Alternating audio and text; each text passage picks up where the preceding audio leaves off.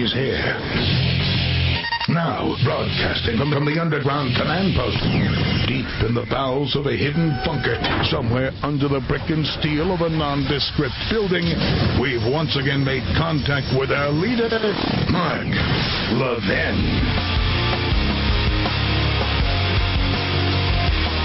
Hello, everybody. Mark Levin here.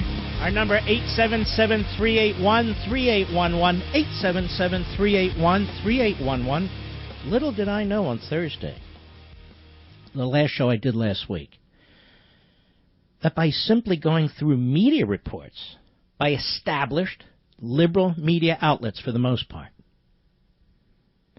explaining what they had reported, raising serious questions about police state tactics, and what's been going on in terms of investigations of the opposition, that we'd have quite a whirlwind. But the media owe me a great thank you. And we're going to go through this in great detail, so don't leave. Particularly the media types who are listening and recording this, pay attention. This show's for you in particular. CNN has been the worst of the worst. But there are others. I'll get into them too. But first this. We actually have a CNN so-called journalist, Brian Stelter, who was repeatedly asking me to come on his show Sunday. And I was somewhat out of town with the family, and I couldn't, but I did come back to do Fox and Friends. And I told him, I can't. He got all mad and upset, I guess. But this is a guy who today told me in an email, which he put on Twitter, that he's not at all sure that the FISA court was approached on 2 occasions, or that they got a FISA warrant in October, the Obama administration, because the sources can't be confirmed.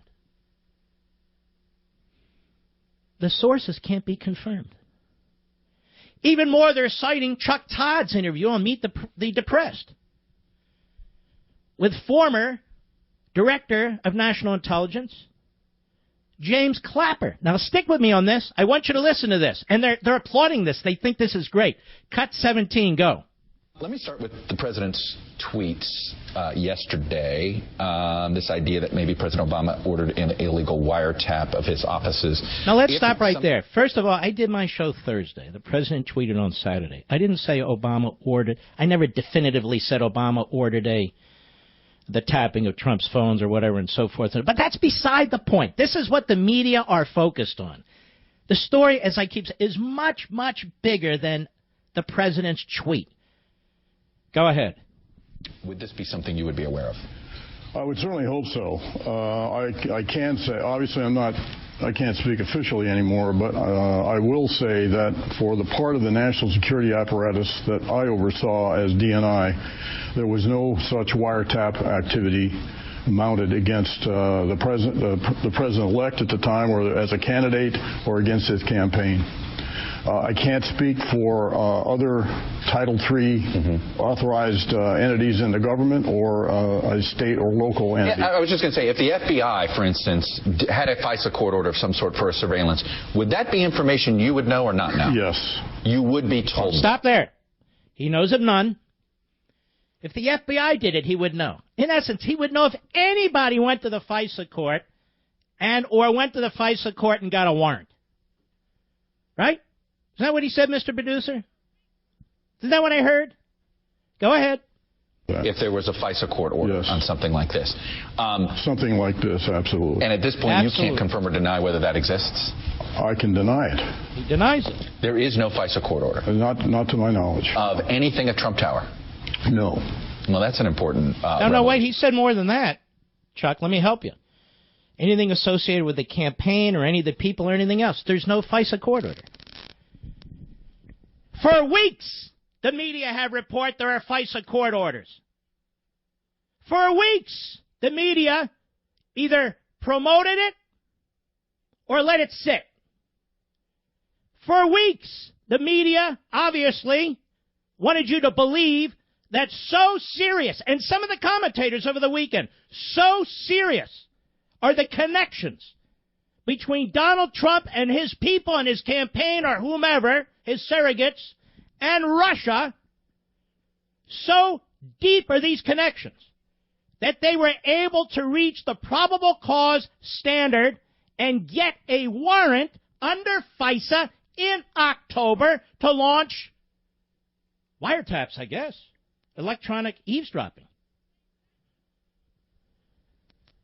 So apparently now I have forced the media to do its job. Tell me, Chuck Todd, why didn't you do this interview a month ago? Tell me, Jake Tapper, another fraud, and I'll get into you later, why didn't you do this interview a month ago? Tell me, Brian Stetler, if you really are accusing me of not having evidence of anonymous sources of news organizations on FISA court applications and so forth, why didn't you raise that weeks ago? Instead, the whole nation was led to believe that the FISA court approved a warrant to investigate aspects of Trump businesses, the server, his surrogate, whatever. And now we know they didn't. The headline should be the lies and deception of the media for weeks, and even more than that. The headline should be, not only is there nothing there never was anything there. Or I assume they would have sought. They would have sought a warrant. The media are worse than schizophrenic. They're ideologically driven. They can't even get their story straight.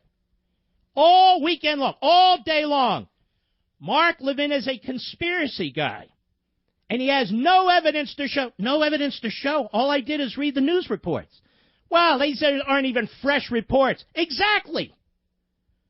And they hang out there, drip, drip, drip. If Mr. Clapper is telling the truth, which is a big question because he's lied before Congress about the entire NSA apparatus, if he's telling the truth, it doesn't hurt Trump and his presidency. It helps Trump and his presidency. And it demonstrates yet again why the media in this country, not all outlets, but too many, cannot be trusted to tell the truth. I'm going to go through the reports over the last several weeks again, claiming FISA court, 6 federal departments investigating. I'm going to go through them with you. Because now the media position is, there's no proof to substantiate any of this. None. No FISA court. What are you talking about, FISA court, Mark? Where's your evidence, Mark?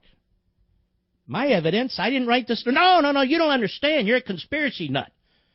And then they try and wrap me into the president's tweet. I didn't tweet. And I'm going to tell you why. They want to focus on his tweet. His tweet, which is imprecise. His tweet, which was aimed at a problem he thought that they had. But that doesn't dismiss that which is factual. That doesn't dismiss reality. We have these reports from supposedly reliable news sources. They talk about 2 shots at FISA. The second shot worked. We've got leaks. We got all kinds of stuff going on. Not Helen Keller here. I can see. I can hear. And so can you. I'm just getting started. I'll be right back. Mark Levin.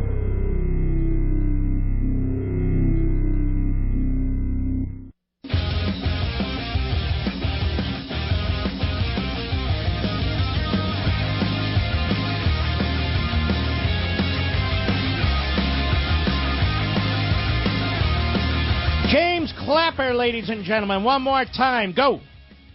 Let me start with the president's tweets yesterday. This idea that maybe President Obama ordered an illegal wiretap of his offices.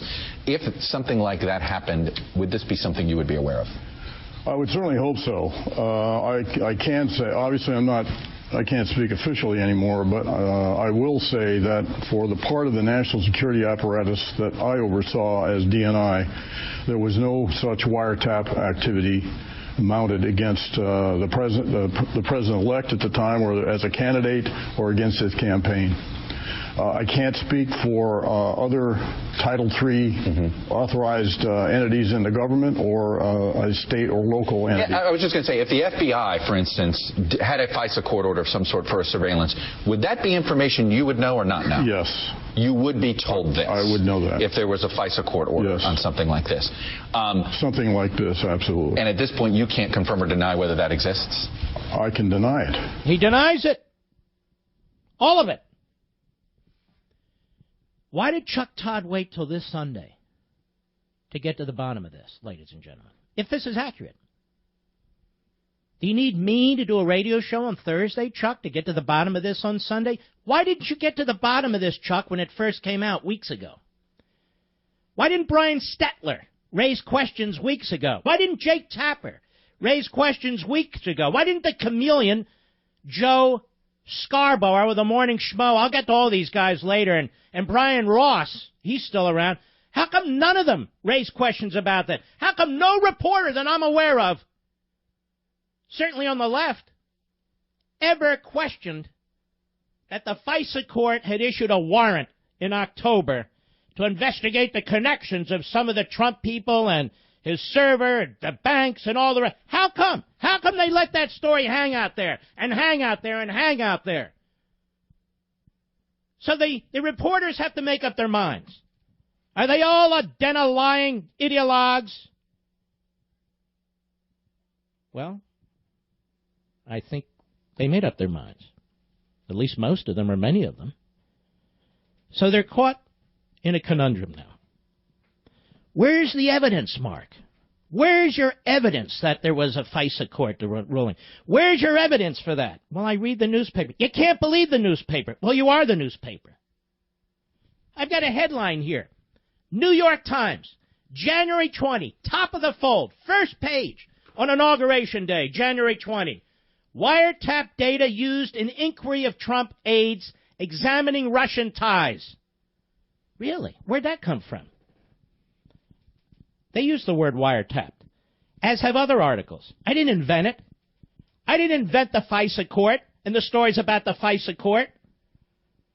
What does this have to do with conspiracies and right-wing radio, other than the fact that the media have been caught? The media have been caught in a web of contradictory lies. And, of course, today, in the New York Times, conspiracy theories journey from talk radio to Oval Office. What conspiracy theory? I have no conspiracy theory. Based on news reports, there's spying going on. That's what the FISA court's all about. It's probable cause to determine if somebody's a foreign agent or if their conduct relates to foreign agent activity and so forth and so on. I didn't report that. I read it. I read it. So the media have to make up their mind. Was there a FISA warrant or wasn't there a FISA warrant? Was there a FISA warrant requested last summer or wasn't there a FISA warrant requested last summer? Were there wiretaps, as the New York Times reports, and others, or weren't there wiretaps? Were there 6 agencies, as McClatchy and others report, the FBI, the NSA, the DIA, the Treasury Department, the CIA, and so forth? Were they involved in investigating aspects of Trump, his campaign, his businesses, and so forth? Or weren't they? Or weren't they? The media have really screwed this up. And the reason is they're result-oriented. You could not watch the media on TV today, especially CNN, and walk away scratching your head. They're sitting around a table. Who's that jerk? John, what's his name? Harris? I don't even know his name. They're laughing. Oh, yeah, well, Trump, he's got no evidence for this, no evidence for that. Well, maybe not. But where's the information on the broader picture? You clowns sitting around a table, laughing, joking. What's your explanation? Was the FISA court active this summer with an application by the government or not? Was the FISA court active in October with an application by the government or not? Your colleague, Brian Stelter, said he's not convinced. He sees no evidence. He asked me for the evidence. When your own reporter's asking me for the evidence, when I'm reading what other reporters are saying, how bizarre is that? So the takeaway today, and it'll change tomorrow, when it comes to the media in the aggregate, ladies and gentlemen, is this. There was no FISA court. There was no warrant. There wasn't enough information for probable cause. So why are we keep talking about Trump and the Russians?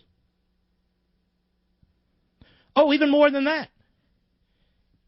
Clapper also said, as have others, there's absolutely no evidence of a connection between the Russians and the Trump campaign.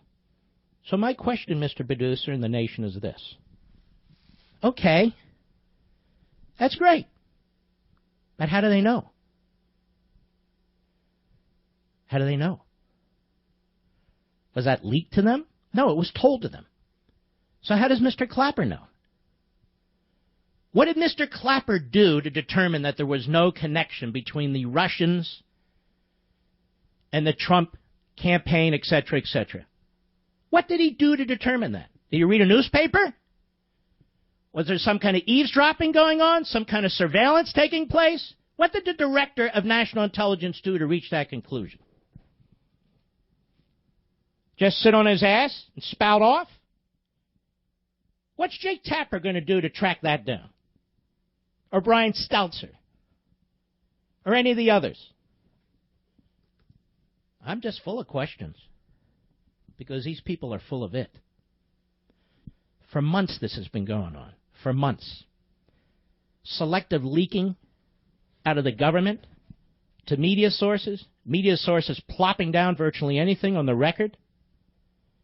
The New York Times has been an absolute, complete disgrace. Oh, the paper of record. Paper of record said on January... Hey, Jake Tapper, you going to do a story on this? Can I wake you out of your liberalism to pay attention? It's their headline, Jake. Wiretap data used in inquiry of Trump aides. Now, if that was gotten through the FISA court, right, Mr. Clapper would have known about it. So I call on Mr. Comey, the director of the FBI. Another leak to the New York Times says he wants the Justice Department to put out a statement. No. Obama didn't order us to tap Trump's phones. Great. Now put out another statement. No, there was no FISA court with respect to Trump and the Russians. Why doesn't he put out that statement?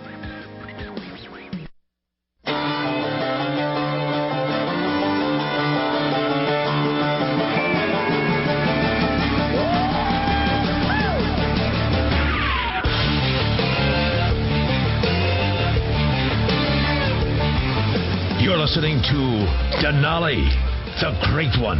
The Great One. And you can call in now, 877-381-3811. January 20, 2017, morning of the inauguration, New York Times, top of the fold, front page, wiretap data used in inquiry of Trump aides, examining Russian ties. Business dealings of campaign advisors are investigated. I quote, for the rest of the media, I'm quoting now. American law enforcement and intelligence agencies are examining intercepted communications and financial transactions as part of a broad investigation into possible links between Russian officials and associates of President-elect Donald J. Trump, including the former campaign chairman Paul Manafort, current and former senior American officials said. I thought there wasn't a FISA warrant in place. How are they doing this? Just curious. Let's continue. The continuing counterintelligence investigation means that Mr. Trump will take the oath of office on Friday with his associates under investigation. And after the intelligence agencies concluded that the Russian government had worked to help elect him. As president, Mr. Trump will oversee those agencies and have the authority to redirect or stop at least some of these efforts. So they're already with the nefarious Donald Trump. But isn't this interesting? Investigation right up into the inauguration. A counterintelligence investigation. How do you get a counterintelligence investigation? I'm just curious because we know there was no FISA court because Brian Stetler says I haven't proved that I have no evidence that there were FISA courts involved because I can't provide the evidence that anonymous sources are providing to the media. How stupid is this? It's not clear whether the intercepted communications, well, how are they intercepted, had anything to do with Mr. Trump's campaign or Mr. Trump himself. So they're not even clear if it involves Mr. Trump or his campaign directly. So they can't deny it.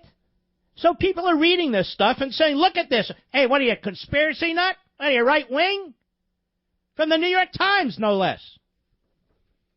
Let's continue, shall we? It's also unclear whether the inquiry has anything to do with an investigation into the hacking of the DNC's computers and other attempts to disrupt the election in November. The American government has concluded that the Russian government, I don't have it in front of me, tried to do so. So we now know the New York Times was lying. There is no counterintelligence investigation. There is no FISA court. That's the story today. By the Praetorian Guard media that's circling the wagons. Now, they're circling the wagons, but apparently they're going in circles, counterclockwise at this point. We had Chuck Todd. Chuck Todd has access to this newspaper. Why didn't he read this article to Clapper? That's their headline, the New York Times, the paper records, not mine. Clapper says, I would have known. There's nothing. So you're not saying yes? No, there's nothing.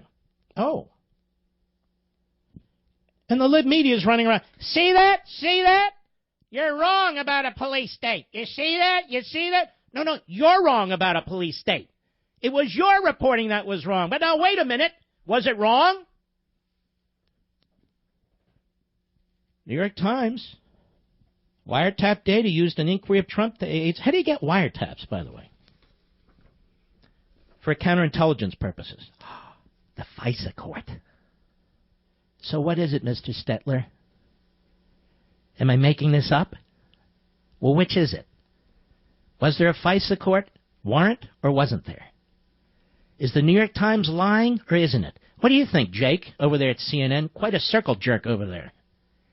What do you think, Jake? And don't wake up Wolf Blitzer. He's too busy. Let's continue. Let's start from the beginning, as they say. November 7th. Head Street. Two separate sources with links to the counterintelligence community have confirmed to Head Street that the FBI sought and was granted a FISA court warrant in October, giving counterintelligence permission to examine the activity of U.S. persons, quote-unquote, in Donald Trump's campaign with ties to Russia. The first FISA request, which sources say named Trump, was denied back in June. But the second was drawn more narrowly and was granted in October after evidence was presented of a server possibly related to the Trump campaign and its alleged links to two banks, CVB Bank and Russia's Alpha Bank. While the Times story speaks of metadata, sources suggest that a FISA warrant was granted to look at the full content of emails and other related documents that may concern U.S. persons. So, I don't know, but maybe that's what Trump meant. Hey, look, Obama's wiretapping my phone. Not literally. Not that Obama's there on the rooftop at Trump Tower wiretapping his phone. But no. Don't look, ladies and gentlemen. Because we're now told this is not true. This can't be true. Besides, focus on Trump's tweet, not on the reports. Follow the news now. Don't follow the... Now let's continue. The Guardian. Well-known liberal British paper. Well-known liberal British paper. I quote, in part, Jake. The Guardian has learned that the FBI applied for a warrant from the Foreign Intelligence Surveillance Court over the summer in order to monitor 4 members of the Trump team suspected of irregular contacts with Russian officials. The FISA, apparently nobody told Clapper about this. Apparently nobody told Jay, and by the way, nobody told Chuck Todd either, because he didn't ask about it. He never followed up. Holy mackerel, what's going on here?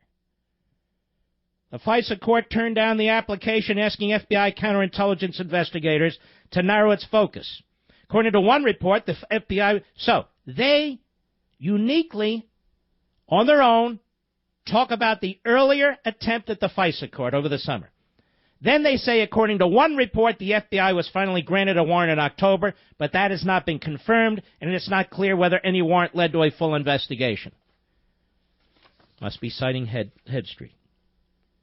Then we have McClatchy, January 18, 2017. You want to hear this headline by this liberal news outlet? FBI, 5 other agencies probe possible covert Kremlin aid to Trump. What? 5 plus 1, that's 6 agencies. Let's look into this. What does it say? The FBI and 5 other law enforcement and intelligence agencies have collaborated for months in an investigation into Russian attempts to influence the November election, including whether money from the Kremlin covertly aided President-elect Donald Trump, 2 people familiar with the matter said. Really? Is McClatchy lying? Or is Mr. Stetler right? The agencies involved in the inquiry are the FBI, the CIA, the National Security Agency, the Justice Department, the Treasury Department's Financial Crimes Enforcement Network, and representatives of the Director of National Intelligence, sources said. Hey, Chuck Todd, now you interviewed Mr. Clapper. This McClatchy article has been out since January 18. You got a whole army of researchers. I have one, me. So tell me, Mr. Todd, and Jake, and Brian, and the Morning Schmo, tell me, Mr. Todd, why didn't you read this to Mr. Clapper and ask him if this report is accurate? Why the hell do I have to do your damn job? Now we have the New York Times. Now here's what's interesting about this article. Remember I told you the article on the 20th? With the headline about wiretaps? Remember that? Wiretaps, wiretaps, wiretaps, wiretaps. That's the big phrase. Oh my God, wiretaps? They must be lying. Remember that? January 20. Wiretap data used in inquiry of Trump aides. Okay. The day before, on January 19th, the New York Times headline, in the same exact story, the online story, was intercepted Russian communications part of inquiry into Trump associates. Listen to this. Intercepted Russian communications part of inquiry into the Trump associates. This was the online version. The next day, they strengthen it. It's not intercepted Russian communications part of inquiry into Trump associates. Here's the headline. Wiretap data used in inquiry of Trump aid. Look at that. A right-wing conspiracy kook saw this. It's unbelievable. Wow. Look who used the word wiretapped. The New York Times. They changed the word intercepted to wiretapped, Jake. Jake, it's the paper record. It's the paper you sleep with. Come on, Jake. Look, I'm waking you up. Pay attention. Unbelievable. And what did they say in part in this article? You ready for this? The FBI is leading the investigations, aided by the National Security Agency, the CIA. So, either the New York Slimes is lying, or Mr. Tapper's lying. Excuse me, or Mr. Clapper. Clapper, Tapper, whatever. Mr. Clapper is. Or somebody's confused. And Chuck Todd did nothing to clear it up. And Jake Tapper has no idea what's going on. And Brian Stetler's in full defense mode. Whatever's against Trump, he's for. And the Morning Schmo, well, he's too busy combing his hair. He looks like, never mind, I'll get to him later. The FBI is leading the investigations, aided by the National Security Agency, the CIA, and the Treasury Department's Financial Crimes Unit. The investigators have accelerated their efforts in recent weeks, but have found no conclusive evidence of wrongdoing, the officials said. No conclusive evidence of wrongdoing. On January 20th, they have no conclusive evidence of wrongdoing. So why do the Democrats keep calling for special prosecutors? And the FBI, the NSA, the CIA, and Treasury Department are doing all this, and somehow Mr. Clapper's missed most of it. Under what authority are they doing this? Under what statutory authority? Is this a criminal investigation or an intelligence investigation? That is a counterintelligence. Which is it? Well, you won't get any help from the newspapers, and you certainly won't get any help today because they're like, hey, there's right-wing crooks, out there. Hey, you can't believe what we wrote yesterday. Today, anyway, I'm not done reading this. One official said intelligence reports. It's intelligence reports. You reporters out there, intelligence reports. Intelligence. Based on some of the wiretapped communications had been provided to the White House. Now, Mr. Tapper doesn't give a damn what they found and that it was provided to the White House. Mr. Todd doesn't give a damn what they found and that it was provided to the White House. Mr. Stetler doesn't know what time of day it is. And the morning schmo is too busy looking in the mirror. And, of course, Brian Ross is busy chasing down Tea Party activists who he initially believed was involved in the mass killing in Aurora, Colorado. Let me read this sentence again so even a liberal journalist can hear it. This is your favorite paper, not mine, the New York Times. One official said intelligence reports based on some of the wiretap communications have been provided to the White House. So which is it, boys? Is Mr. Tapper right? There was no FISA court order. Or is the New York Times right? Or under what statutory authority was this being done? Numerous news outlets later in the New York Times, including the New York Times, have reported on FBI investigations into Trump's advisors.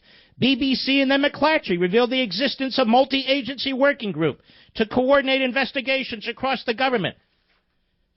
How dare Mark Levin say these sound like police state tactics? In the course of a presidential campaign with an opposition party, you got law enforcement, intelligence agencies, just what I'm reading. I know I'm not supposed to believe it. I know, but I read it. I'll be right back. Mark Levin.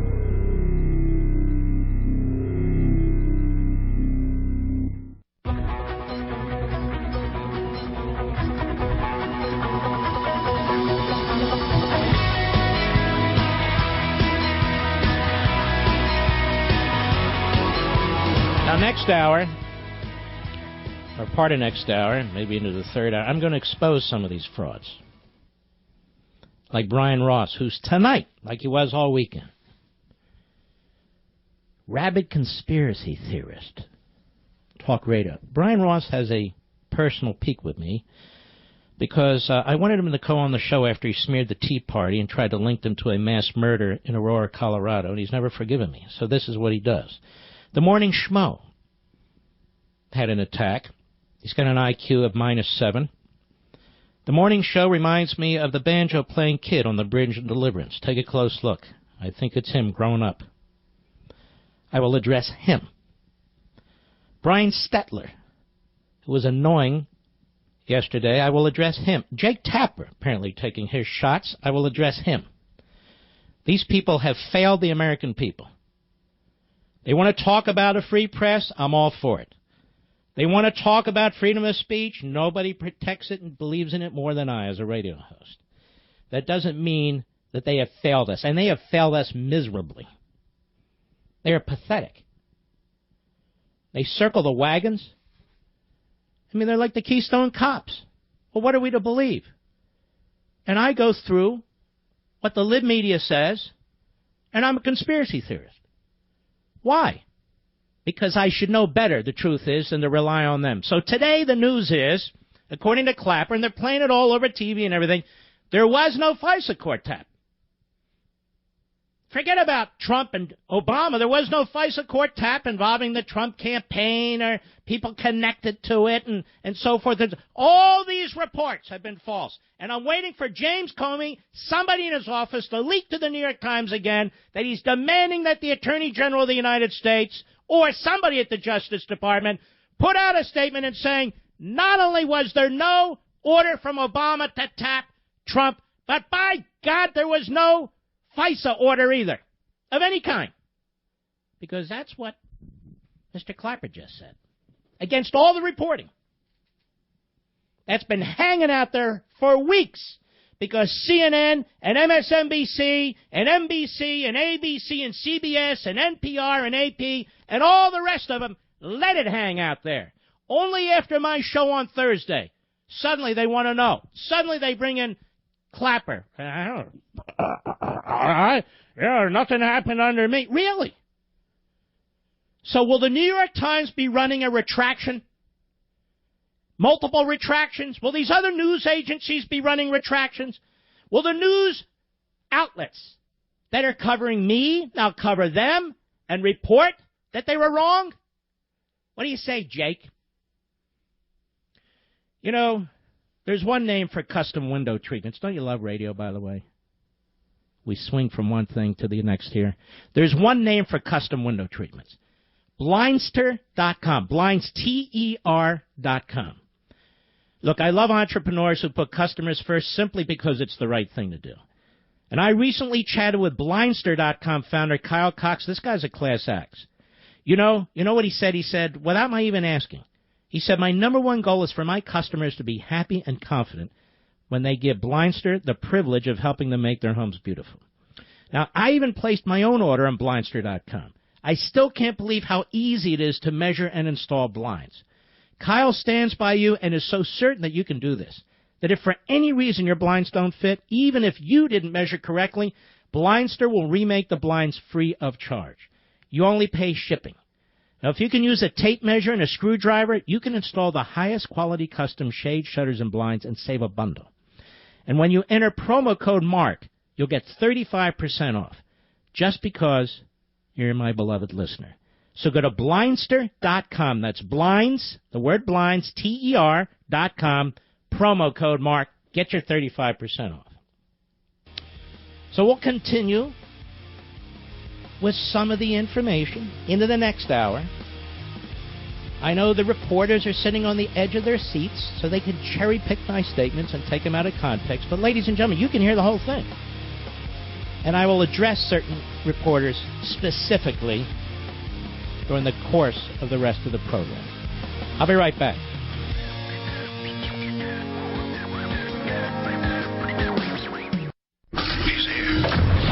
He's here. Now, broadcasting from the underground command post, deep in the bowels of a hidden bunker, somewhere under the brick and steel of a nondescript building, we've once again made contact with our leader, Mark Levin.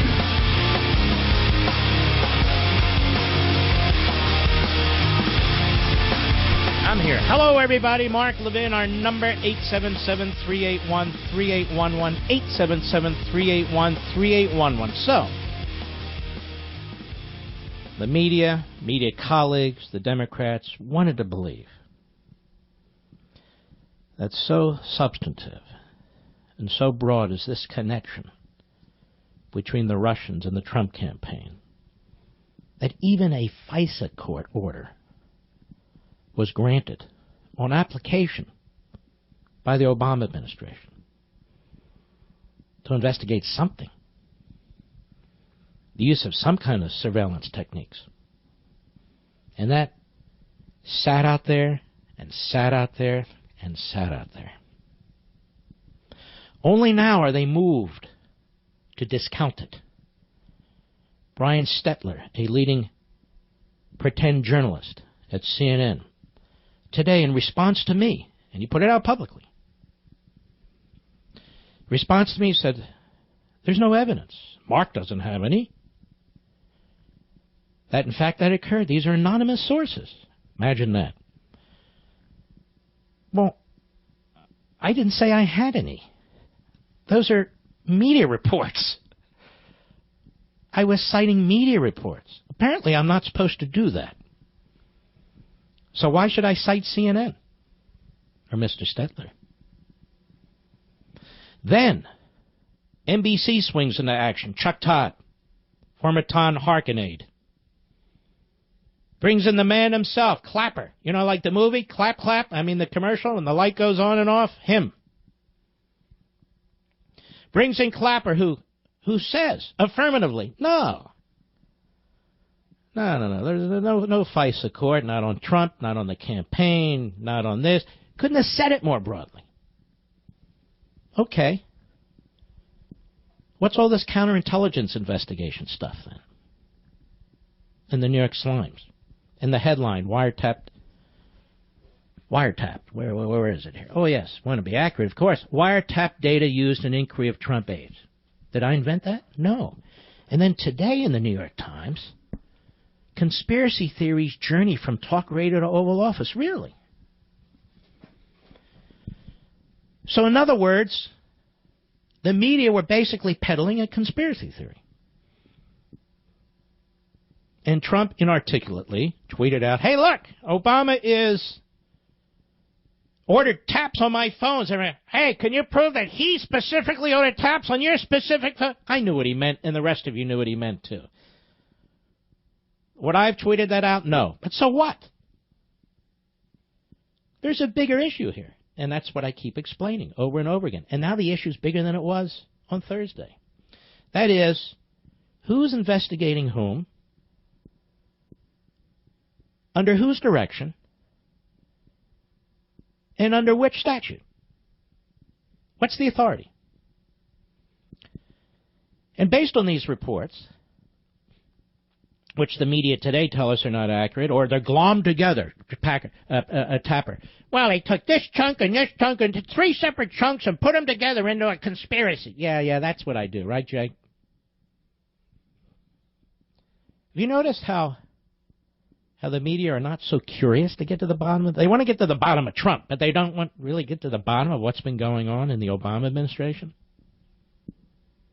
And they want this Russia thing to keep going on. And I'm no fan of Russia. I'm no fan of Putin. I'm certain they tried to influence the election, and they failed.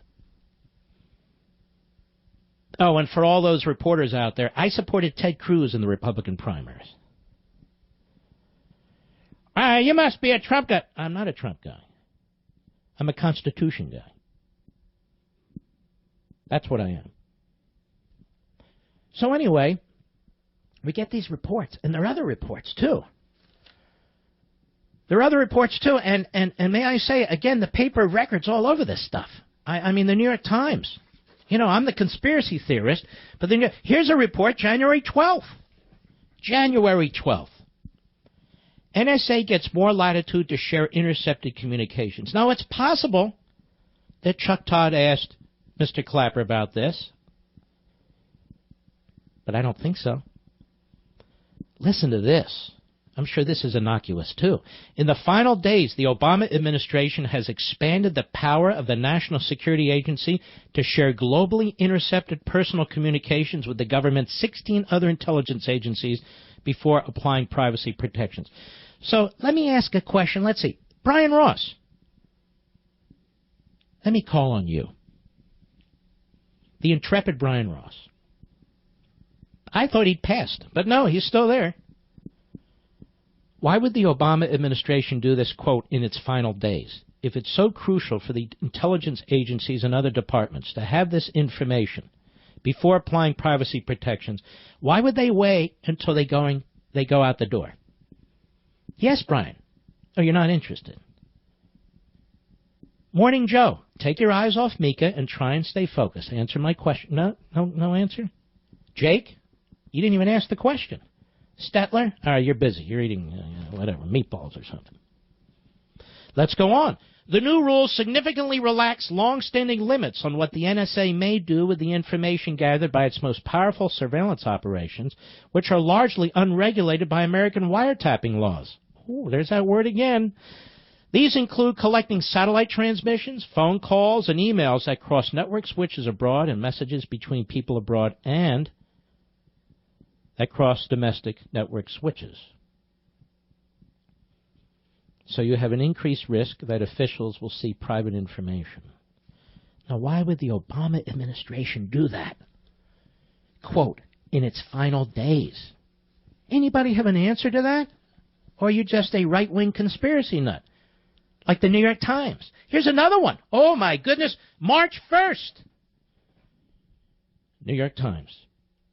Obama, notice the media haven't discussed any of this. Because they have their narrative, folks. That's why. Obama administration rushed, and this is for you too, Beckel, tough guy. Start paying attention. Obama administration rushed to preserve intelligence of Russian election hacking. Who's obsessed with the Russians, ladies and gentlemen? Sounds to me like Obama, his administration, and the Democrats. What does this one say? Ready for this? First paragraph.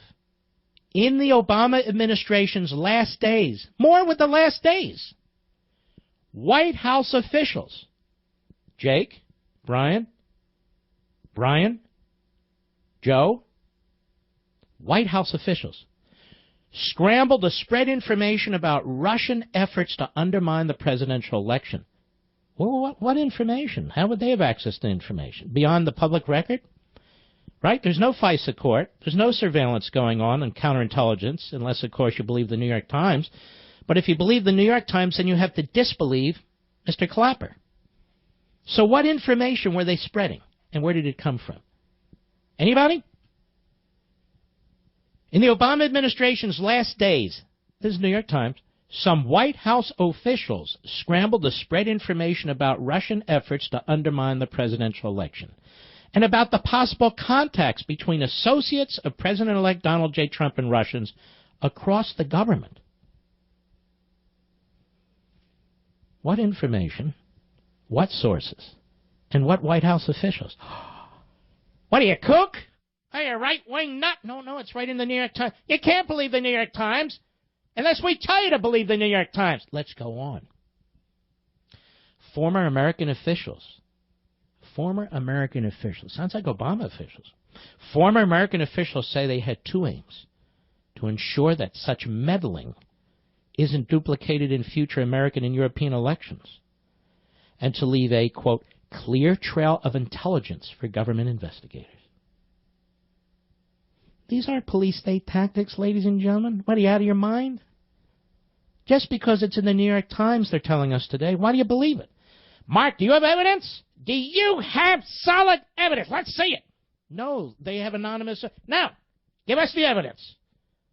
Well, I'm not reporting it. I haven't talked it. See what I mean? You're a kook. Let's look at February 9th.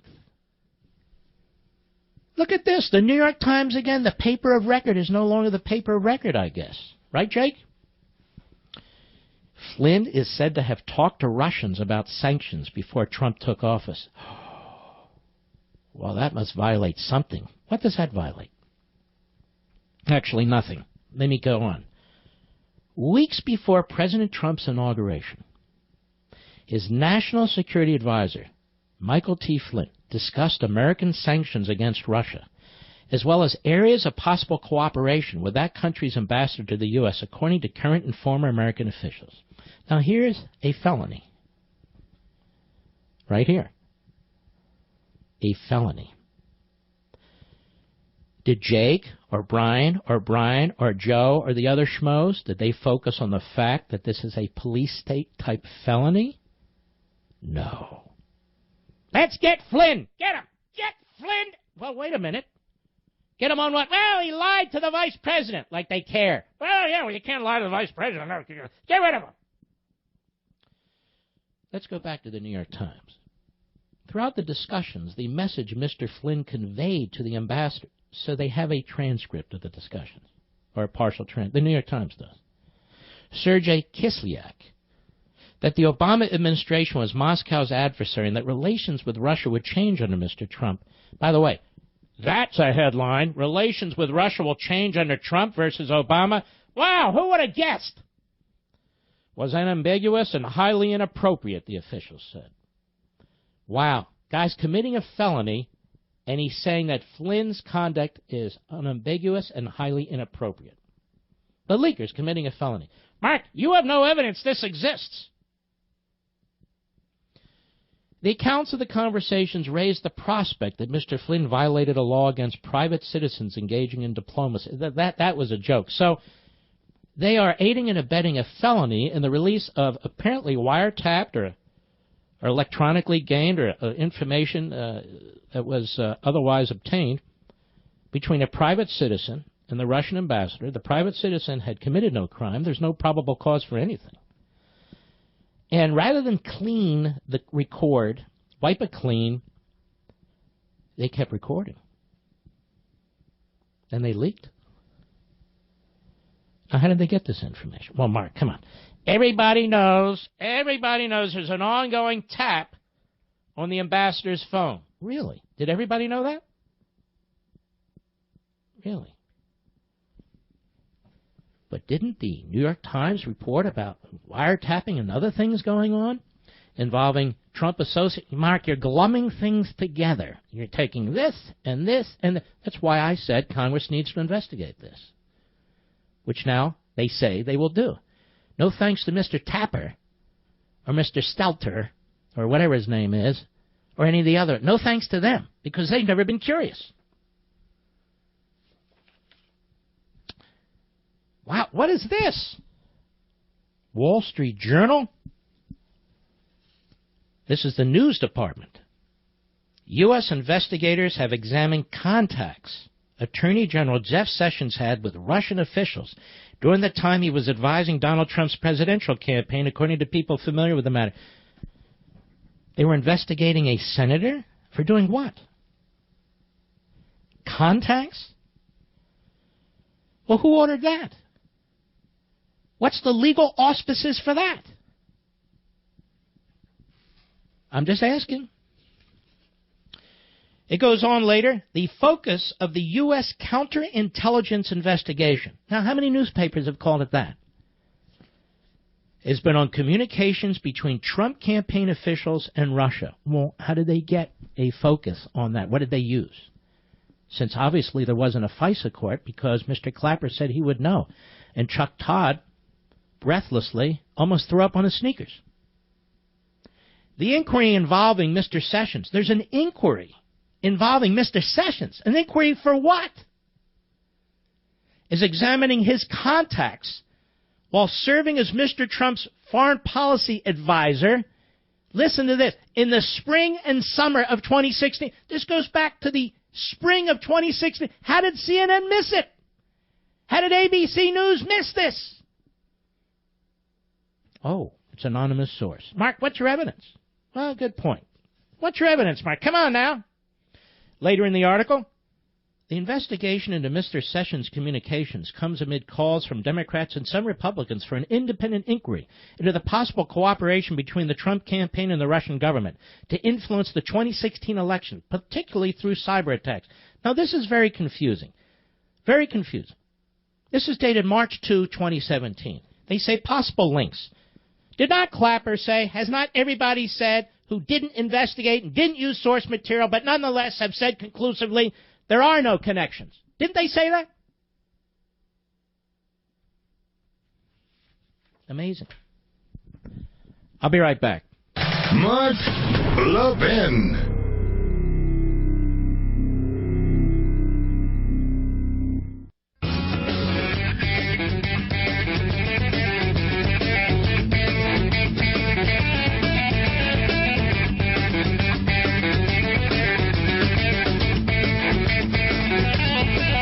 Any of the reporters I call out, you're welcome to come on my program and debate me.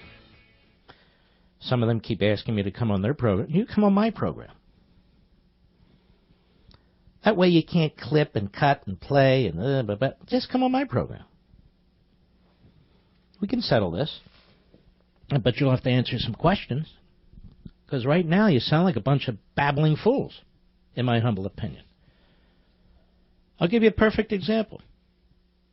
Let's listen to Joe Scarborough. I know it's painful, and he will now have more listeners, probably times 100 or 2, than he has viewers. Cut 4, go. What does the White House gain by the President of by Steve Bannon most likely handing the President of the United States a Breitbart article and talking about what a rabid right-wing talk show host has been theorizing? Why? Sounds like you have something in your throat there, Joe. What, do you got a cucumber? So what's going on with you, bro? What's going on with you? A radical right-wing talk show. You're a chameleon. You're not even yesterday's news. You're a joke. Who was sitting, when President Trump was speaking, you know, he likes to pretend he's so independent and so cerebral. There's Trump giving a speech, and who's jumping up like a clapping seal and clapping at the wrong time, Mr. Producer? It's Joe Scarborough. Joe Scarborough. Former congressman, utterly useless. A carbon footprint. A wasting carbon footprint. Mika Brzezinski. Cut 5, go. I do want to read President Obama's statement. A spokesman for the president, former president, said a cardinal rule of the Obama administration was that no White House official ever interfered with any independent investigation. No, but according to the New York Times, genius, they were spreading around information. Didn't I just read that, Mr. Producer? They were spreading around information according to the New York Times. Rabid, right-wing New York Times. I just read it. They're spreading around information. Well, what are they spreading around? I'm just curious. I'm not making accusations. Is the New York Times lying? Is Mr. Clapper lying? Is CNN lying? Huh? I'll be right back.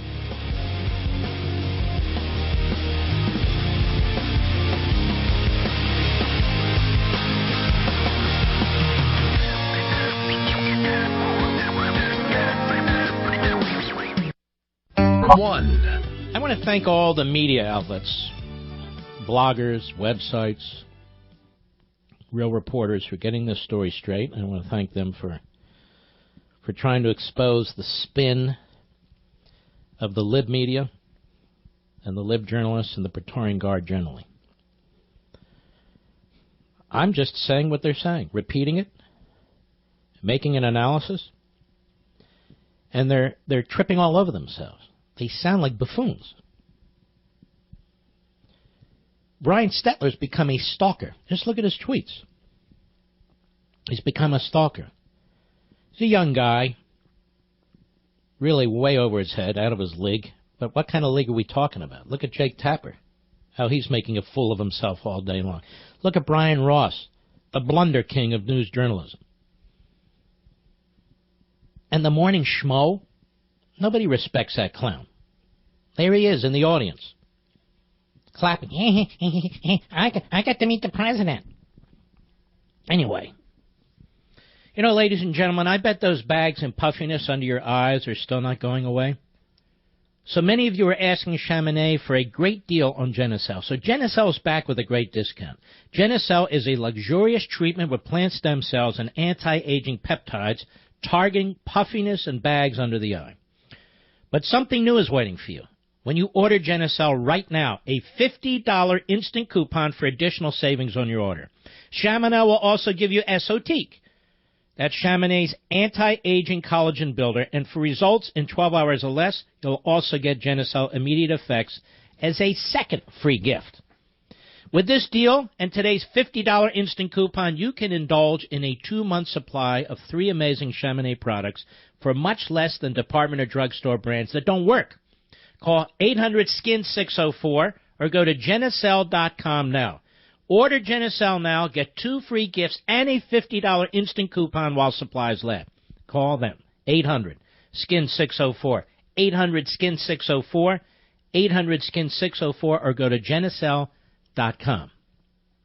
I'm going to run out of time, so let's get started, ladies and gentlemen, on our media expose. Where is this clown, Brian Ross? Which cut is that? Yeah. Let's go to cut 8. Brian Ross, go. Because the president cited no proof, it is not clear tonight whether he based his allegations on a top-secret White House briefing or whether it came from reading an article on the conservative Breitbart website posted Friday that detailed speculation from a conspiracy-loving talk show host, Mark Levin. How many of Trump's people were eavesdropped on? How many had their conversations intercepted, recorded, transcribed? Because this, ladies and gentlemen, is the big scandal.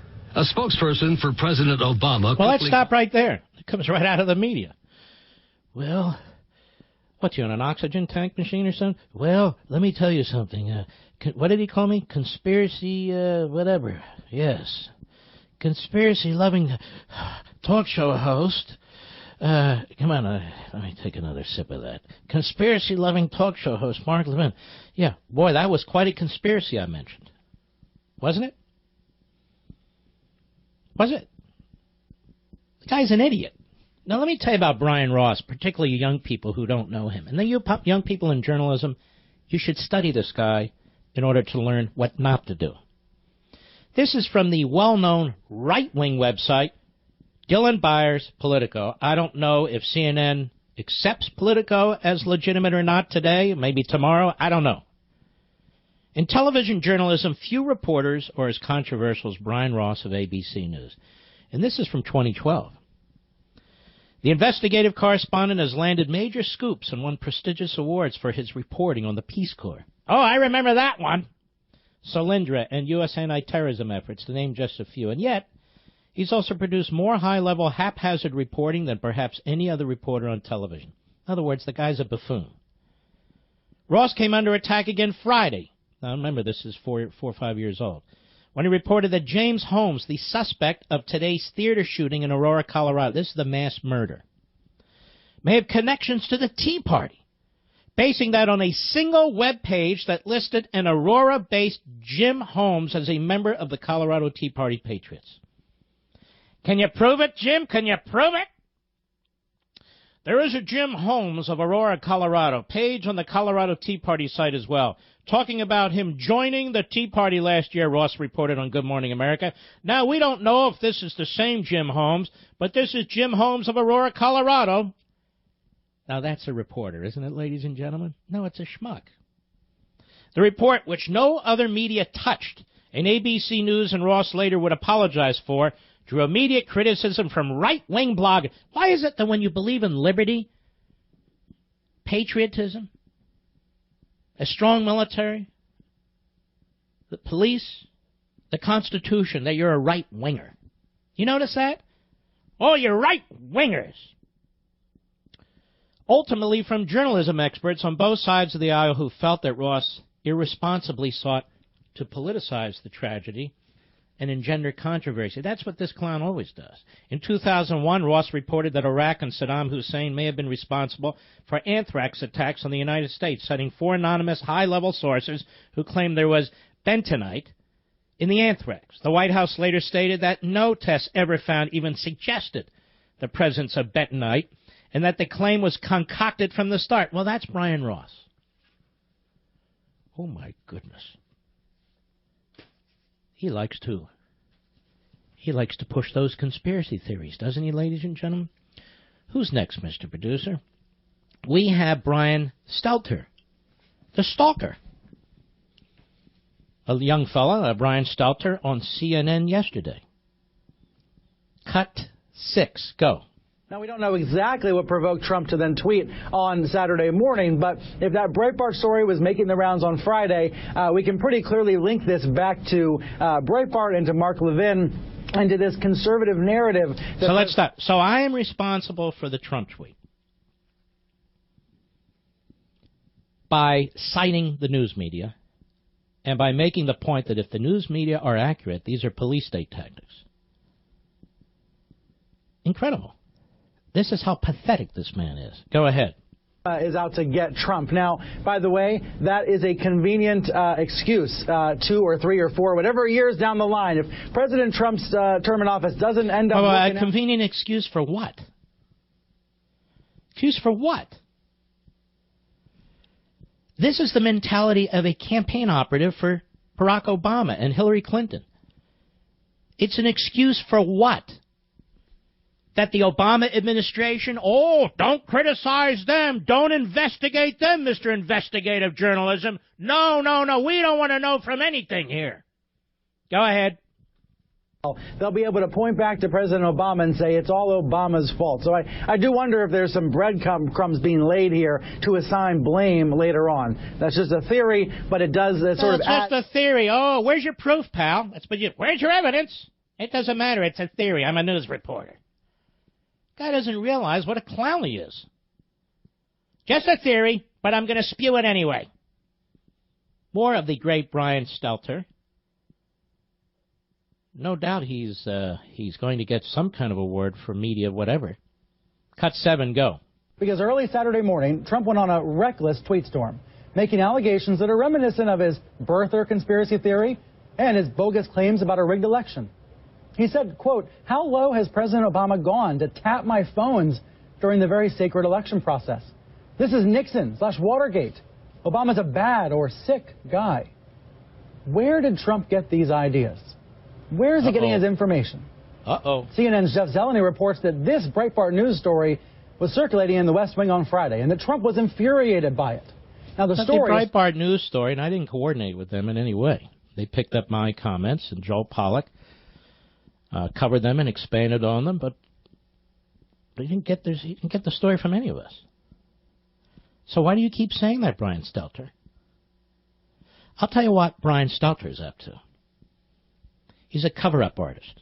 He has no curiosity whatsoever about what the Obama administration did, despite the fact other news organizations have put out stories, and obviously they're not revealing their sources because news organizations typically don't, particularly when they're in deep cover, particularly when they're committing felonies or leaking information about the FISA court and so forth. Now, Stelter knows all this. So when he says, where's your evidence, where's your evidence, he knows that that's a circular argument. So at first he puts out a theory, and now he does this. Go ahead. Obama has been trying to undermine Trump at every turn. As you can see from the headline, it was inspired by a Thursday night radio segment by conservative talk show host Mark Levin. Now, bear in mind, this was not fresh reporting by Levin or Breitbart. This was I'm not doing any reporting, moron.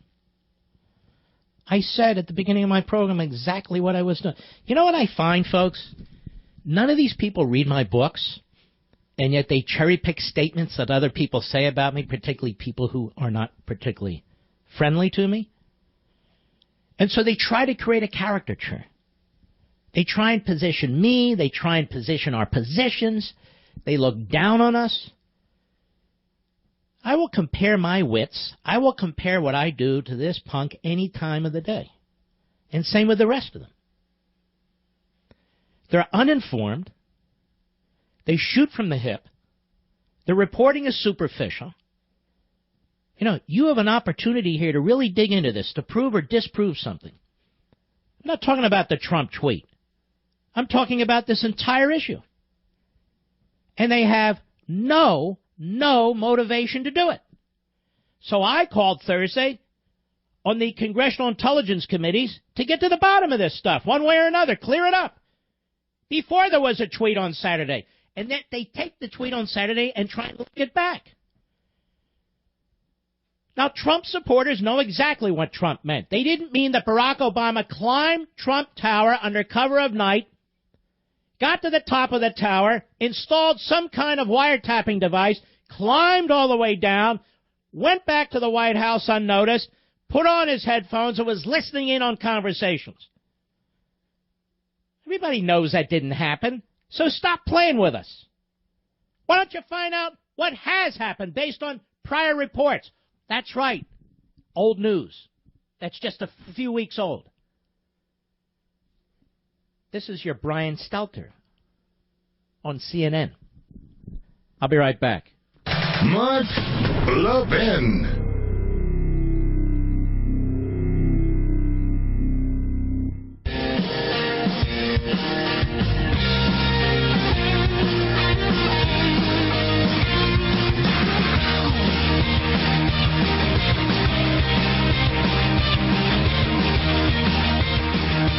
We have a great Levin TV tonight. It's a little longer. It's over an hour as I address many of these things. The graphics, the video, unbelievable. You're not going to want to miss Levin TV tonight. You get 1 week free. It's a 1 week free trial to see if you like it. And here's how you get it. You call 844-LEVIN-TV, 844-LEVIN-TV. Ladies and gentlemen, this is why we developed Levin TV and our network, CRTV. In addition to this program, we need to have our own TV outlet. We can't buy a cable station. We can't buy a satellite station. We can't buy networks and so forth. So we want you to be able to use your computer, your laptop, your handheld device, and so forth and so on. You can use your TV through Roku, and scores of ways, really, to watch us in order to get to you directly.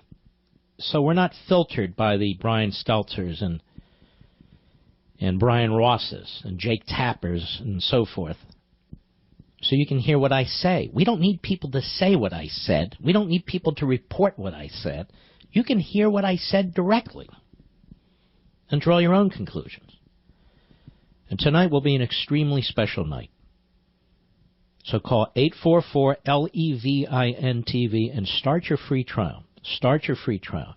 And if you're with us, I hope you'll renew. There's a lot of great programming ahead. I've done, 230 shows already, something like that, in a year's time. What's today's date, Mr. Producer? The 6th? So tomorrow's 1 year. Wow, that's hard to believe. And look at this. The year's going out with a big bang bang. So I hope you'll check in.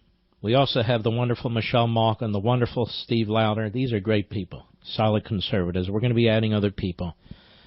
And we have wonderful platforms. It's the highest quality TV we can bring you. And we very much try and keep our costs down.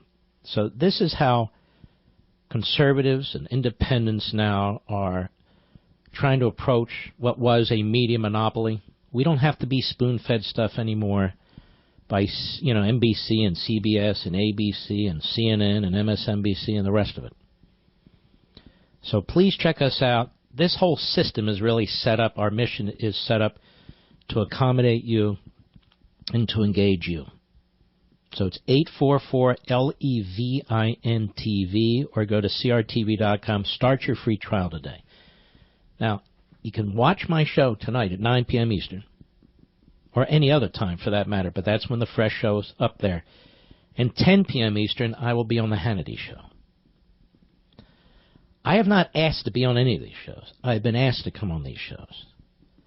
And so I will be on the Hannity Show at 10 p.m. Eastern Time. At least that's the plan, unless there's something that breaks, because it'll be live. So you can watch Levin TV and then go right to Fox and watch Hannity. I will be there, too. I'm not done with this Brian Stelter. I'm reminded, as our friends at Conservative Review, and that's another reason why we have Conservative Review, of which I'm editor-in-chief, I'm reminded by our friend Chris over there about who this guy Stelter really is. And this guy's a conspiracy nut. He's a conspiracy nut. Last time, they write, he accused conservatives of pushing conspiracy theory. He dismissed questions of Hillary Clinton's health during the presidential campaign, admonishing journalists not to give oxygen to such questions. Let's be honest, he said. They had the horrible photo of the cover of that supermarket tabloid. Clearly, Hillary is photographed in that picture. I thought it was disgusting. And yet, even though there are these conspiracy theories which we should not give oxygen to, saying that she's secretly ill, suggesting she's on her deathbed, which we can see she's not. Now, it turned out, folks, Clinton was ill. She was suffering from pneumonia at the time. But O'Brien, he didn't really give a crap. He is a media figure who is defending liberals and Democrats constantly. The conservatives asking questions turned out to be right. How did Stelter respond? By accusing Sean Hannity, Rush Limbaugh, and others of wishing Hillary Clinton dead. He said that members of conservative media covering Hillary's health were part of a, quote, truly deplorable basket. I'm quoting. Sean Hannity fits into it, so does Rush Limbaugh, Alex Jones, and others. These are people who bring up rumors and innuendo about Clinton's health and have been doing it for years. I'm not saying Hannity and Limbaugh fit into these necessarily, but some of these figures want her to be sick. They want her to be dying. They want her to be on her deathbed. Now, this guy is a clown. Is he not? Last November, Stelter claimed there were, quote, hundreds of cases of swastikas, of racist language, of harassment, of, in some cases, assaults and bullying across the country, unquote, by Trump supporters after the election of Donald Trump. The Daily Caller checked Stelter's facts and found that not only was Stelter's claim vastly overblown, but it was unclear in the reported incidents that took place whether Trump supporters were responsible. Have any evidence, Brian? Yes. Any evidence there? Well, we can't confirm. We don't know. What are you, peddling conspiracies, Brian? CNN? What are you, some left-wing kook? Yes, and yes to all of that. All right. These hours are going far too quickly. This should be a 5-hour show today. Well, it really is with Levin TV and Hannity later. Next hour, Jake Tapper and more news. I'll be right back.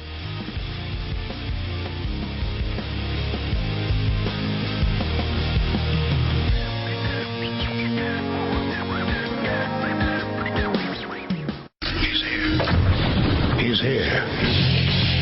Now, broadcasting from the underground command post, deep in the bowels of a hidden bunker, somewhere under the brick and steel of a nondescript building, we've once again made contact with our leader, Mark Levin.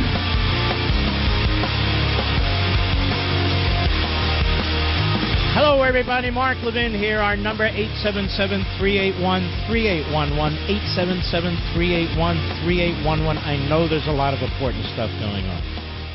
I only have 3 hours.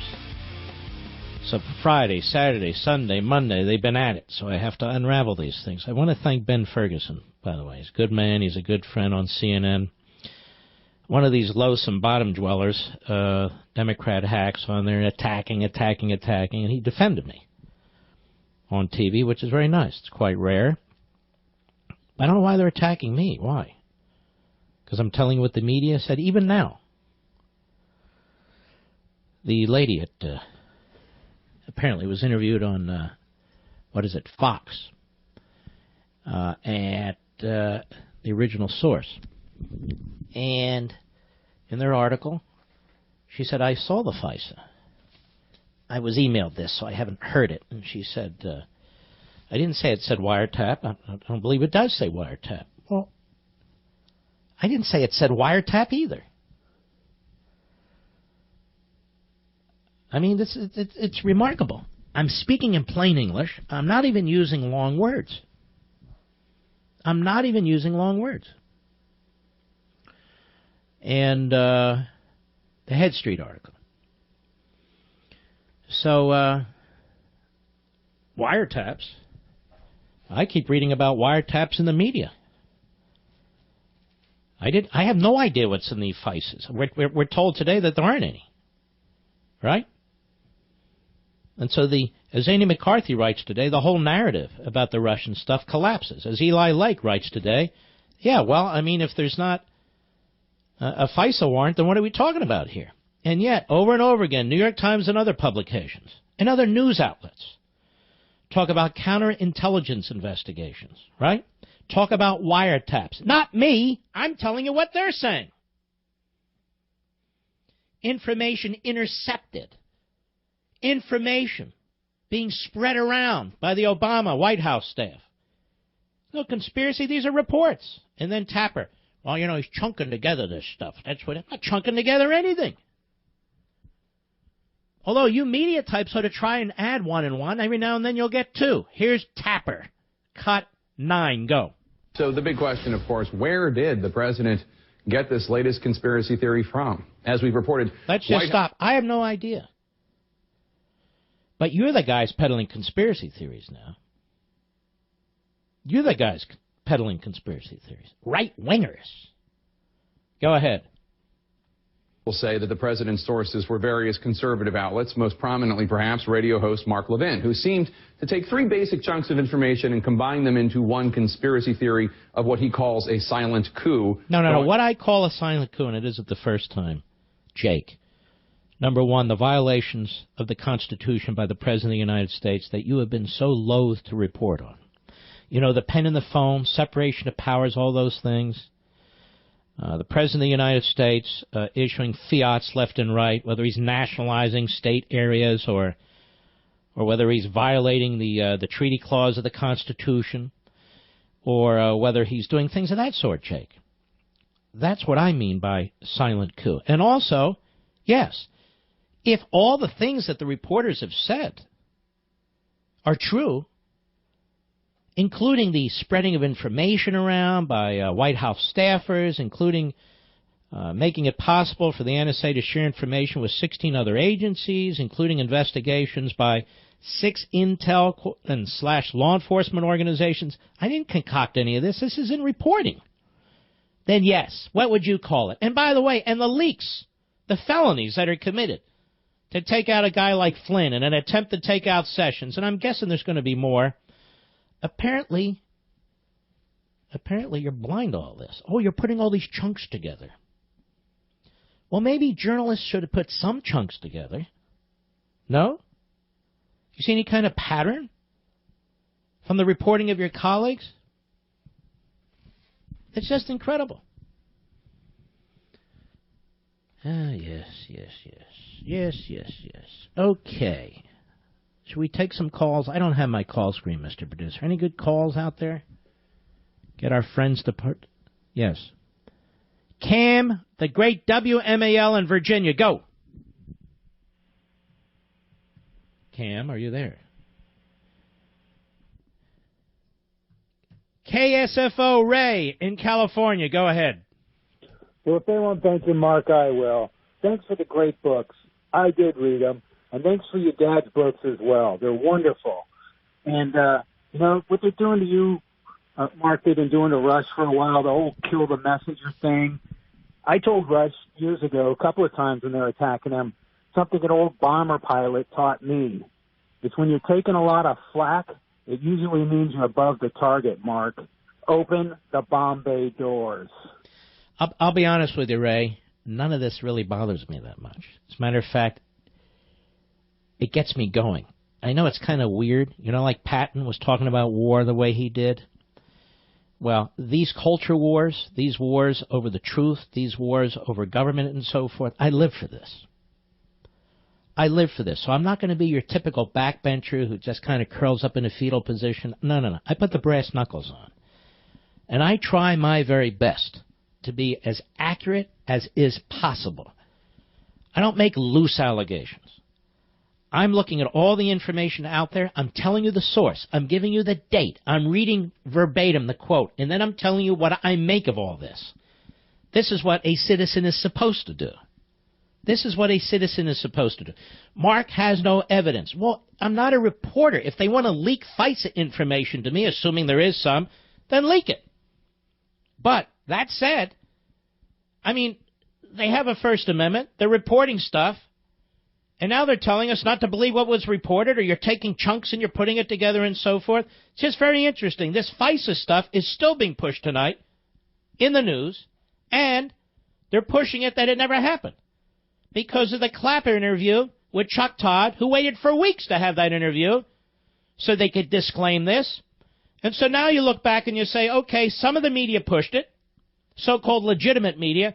Now some of the media is questioning it. Well, why are they doing that? Why did they wait, and why are they questioning it? All right, my friend, thank you for your call. Greg, Tucson, Arizona, the great KNST. Go. Pleasure. All right, I'll ask you a question. What entity, foreign, was the Obama administration most concerned with, according to the media?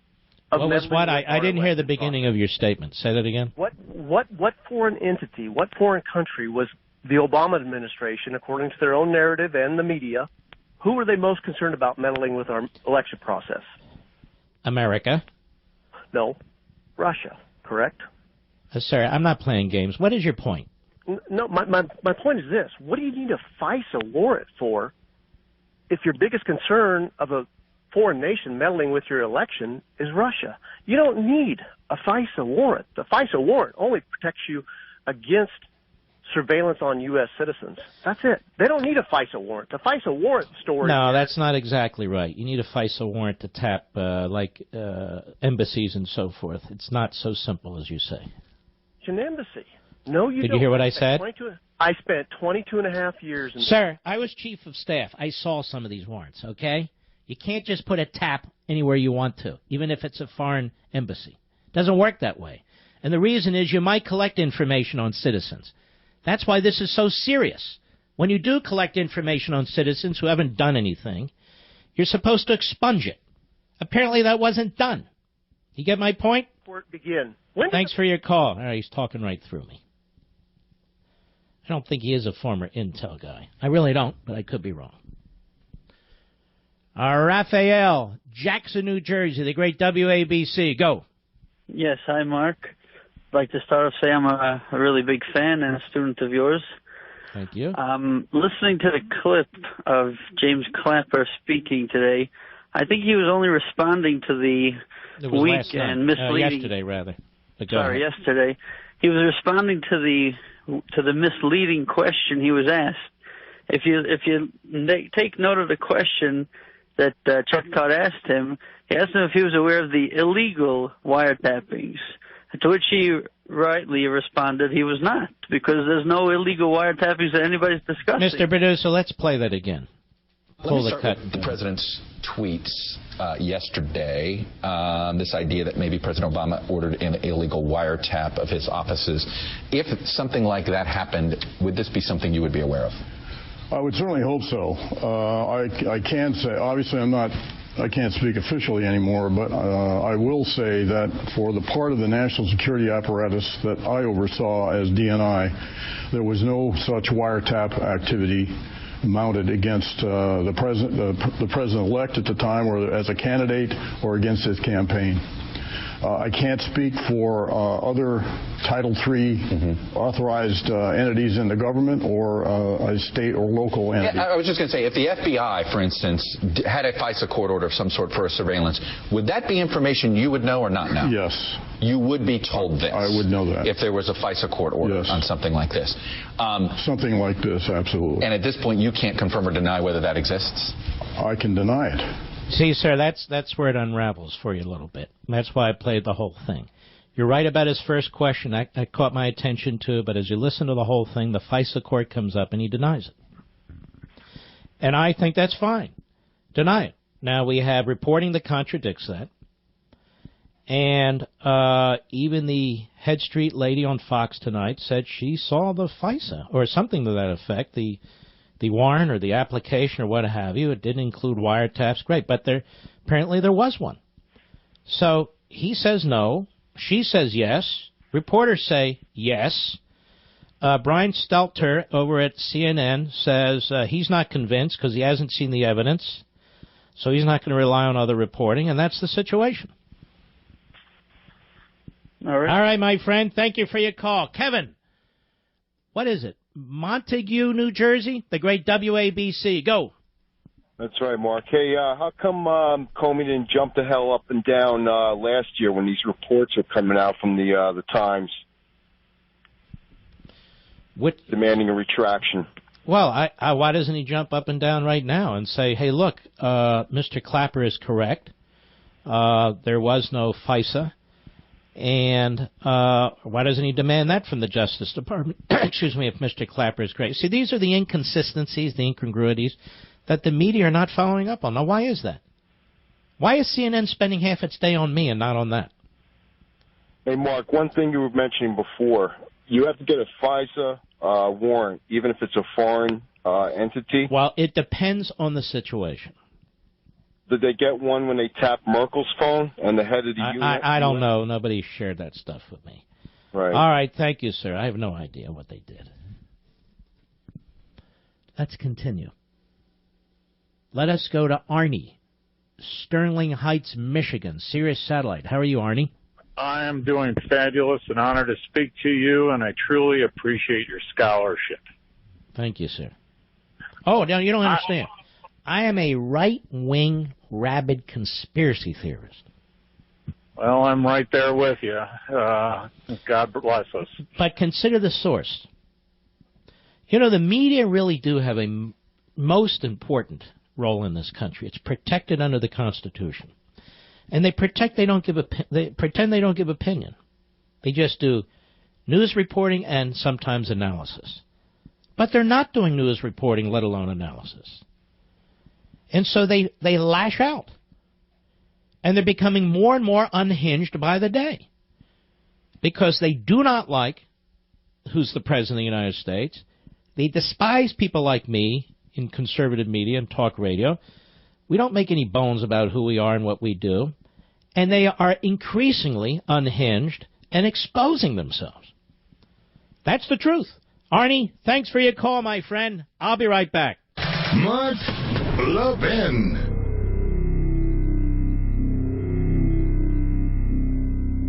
I've never heard of him. He's an old crank. He's useless at the American Enterprise Institute and a liberal. And he loves the establishment. He's been a hanger-on and hanging in social circles in Washington forever. And, of course, he's on MSLSD today. Cut 10, go.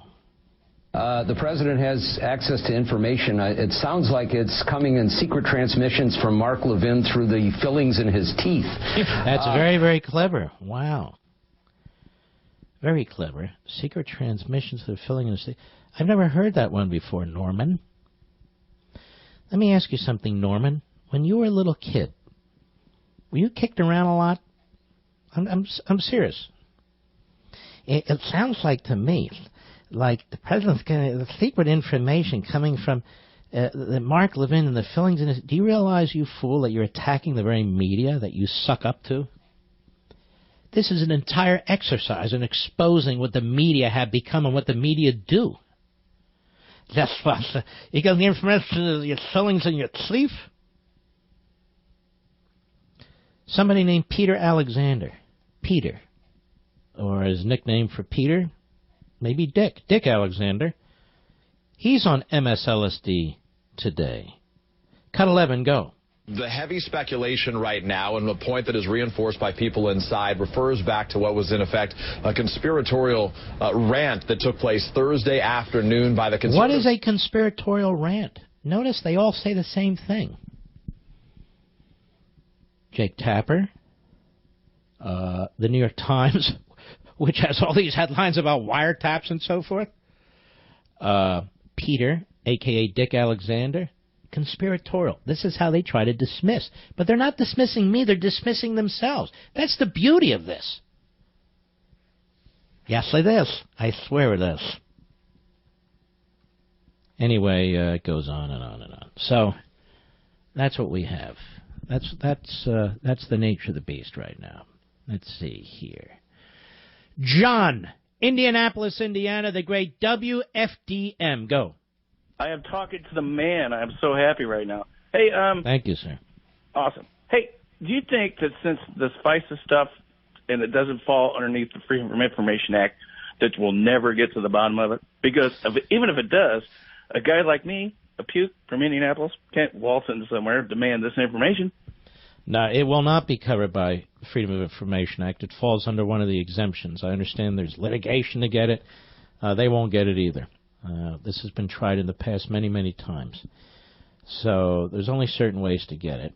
And we'll see if the Justice Department is prepared to release any of this to the relevant oversight committees, the intelligence committees. I've heard the bombast, the pounding of the table that Donald Trump himself could order it released. Can you imagine if he did that? Can you imagine how they'd be attacking then? But why do we need any of it released? The media cannot make up its mind. Does it exist or does it not exist? They keep playing this guy Clapper over and over again, as I do, to underscore their idiocy. Okay, he says they don't exist. It never happened.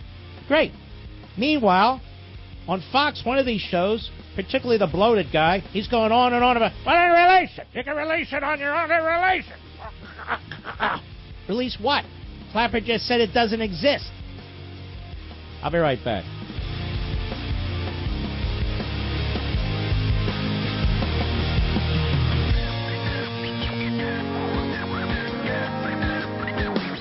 On 3811. Well, that certainly appears to be the case. Look at all this. Just by my reading the media's reports and showing the entire pattern. Look at all this. And saying if the reports are accurate, fill in the blank. And it's, oh my God, conspiracy nut. Let's continue.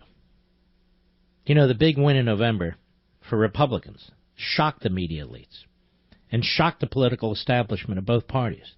It was a wake-up call. Now the fight to make America great again is here. One organization has been standing up for conservative values all along, and that's AMAC, the conservative alternative to the AARP. AMAC has been fighting for smaller government, Social Security reform, and religious liberty from the day it was founded. And while the AARP was busy supporting Obamacare, AMAC was opposing the bill every step of the way. So if you're over 50, I urge you to join the conservative army of AMAC members now, like me. And if you act now, a 5-year membership is only $59. AMAC delivers the very best member benefits and discounts to its million-plus members on everything from health insurance to hotels to restaurants. So join AMAC online. Here's what you do. You go to www.amac.us. That's AMAC.us.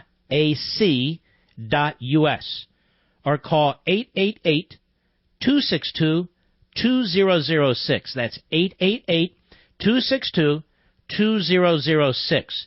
Be a part of this growing and important organization that fights for your values, offers you tremendous benefits and discounts year in and year out. Join AMAC like I have. That's AMAC.us or call 888-262-2006. They're a wonderful organization and sponsor. Steve, San Francisco, KSFO, go. Hey, Mark. Yes, sir. I just wanted to say every cloud has a silver lining. These media people are just trying to divert attention from their own failures, and it's going to get you a ton more listeners, and thank God for that. Geez. Well, you're very, very kind. That's all I got to say to you, Mark. Thank you very much. And I'll tell you, I don't do anything for ratings, do I, Mr. Producer? I either get them or I don't. Just like the Republican primaries, where it was brutal battle between candidates and philosophies and so forth, I just stand my ground. And I try and explain myself. Just as I explained myself Thursday, just as I'm explaining myself today. I'm extremely lucky to have this platform. Because if I didn't have this platform, they would be cherry-picking and picking me, and as they do other people, to pieces. But I can come on here tonight, and if necessary tomorrow night, and if necessary the next night, and call these people out by name, tell them if they want to debate this stuff, let's have at it, explain to you exactly what I'm thinking. And we have our website, 4 years' worth of programming. And then, of course, Levin TV, where we have our own digital TV enterprise. So these things are very, very important. They really are, because if the news media had this ongoing oligopoly, having grown from more of a monopoly, none of this would be able to be discussed. And so I understand. I have very thick skin. But on the other hand, I'm not a patsy. So I'm not going to roll over. I'm going to press the case. And the media are, as everybody says, utterly and completely corrupt. When you have guys like Steltler doing what he does, and Joe Scarborough, and Brian Ross, and others, they're just a joke. Brian, Morgan Hill, California, the great KSFO. Go. Yes, Mark, I heard you, been listening to you, I heard you made a comment about that the attacks on Trump and his administration won't stop. I want to let you know that I attended a town. Let me just say this. I don't mind that there are attacks on politicians, whether it's Trump or whether it's Pelosi or whomever they are. I'm not even talking about attacks, political attacks. I'm saying we need to get to the bottom of what happened, or based on these media reports and these leaks, and to deny that these leaks are occurring, to deny that, in fact, the prior administration spread this information around, as the New York Times says. The word wiretaps. I didn't say that Head Street said there were wiretaps in the FISA. I don't know what there were. I don't really care. Whether the wiretaps or electronic communications or other types of eavesdropping, those are techniques. What I'm talking about is the effort. And we're being told over and over again that they found nothing. Okay. So now we're being told they didn't really look, and they found nothing, that they had enough for a warrant in no FISA court, but there was no FISA court. That's what we know right now. So we need to get to the bottom of this to see if there were, and I believe there were, these police state tactics based on some of these leaks, like the ones, well, anyway, I'm not going to repeat myself. Go ahead. I totally agree, Mark. And what was talked about in the meeting, if you read between the lines, the same kind of stuff and information that's going to be put out, it's not going to be accurate. What meeting are you talking about? Went to a town hall meeting with our District 19 rep. Your District 19 rep, your congressman? Correct. Yes. Okay, and what happened? And I couldn't believe that I was in Well, the who meeting. is your congressman? Zoe Lofgren. She's a left-wing kook. Oh, it was terrible. Yeah, I couldn't believe that what I was hearing. But bottom line is... She's a rabid conspiracy theorist. Yes, absolutely. All right, give me the bottom line before we go. The bottom line, I want people to stay involved because of what's happening. Okay. It's not going to stop. You're sorting out the inquisitions and all that stuff, but this is not going to stop. She even said that if we have to, we're going to go to court. We're going to fight whoever's in his administration all the way. All right, my friend, then that's obviously what they're doing. It's very broad-based. It's obviously what they're doing.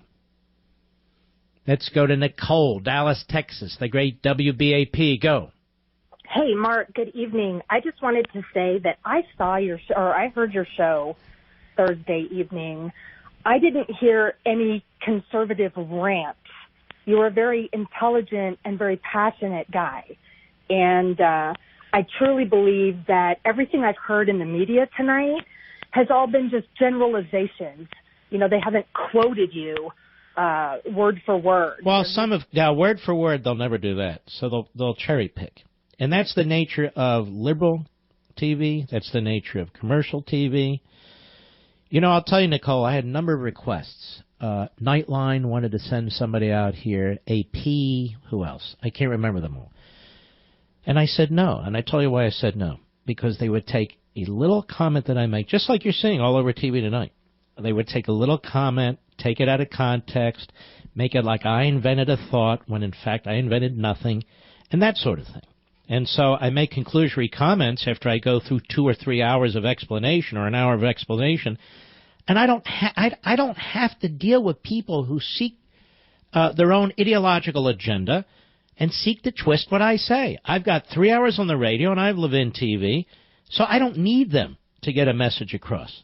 They need me to get ratings. They're terrified because they have finally figured out that you are leading the movement to get real information, real news, online, and bypassing their whole structure. One thing... And look how stupid they look. I mean, even today, their stories have changed completely. Their stories have changed. They keep running this Clapper clip, where Clapper is saying, look, there's no... And Chuck Todd said, wow, that... Really? Is that right? Yes. Okay, Chuck. Now what are you going to do? Because the whole theory, or at least argument that they and the Democrats have been making, it's completely undermined. But you didn't hear that in any of the media today. You heard it from me. Absolutely, I did. And I heard that show Thursday, and they're whacked. I just want to say one last thing before I go. I know you're a busy guy. The Convention of States, Article 5, one of the gentlemen that just called in before me had mentioned get involved. You have inspired me to get involved at my local district here in McKinney, Texas, and I'm out there promoting it hard. We need to all rally together to do this. So I'm asking everybody out there to get involved, and I cannot wait to see you tonight on Levin TV and Sean Hannity. Have a great night. Right. Love you, Mark. You too. And the media can't wait either. What's he going to say? What's he going to say? What's he going to say? He's got us in a Twitter. He's got us in a frenzy. Just remember, right-wing conspiracy. No, rabid right-wing conspiracy theorist. Yes. Rabid right-wing. Repeat it over and over and over again. You know, the big lie. All right, Steve, Staten Island, New York, the great WABC. Go. Mr. Levin, I've been a fan of yours for many years. My whole family has been gigantic fans of yours.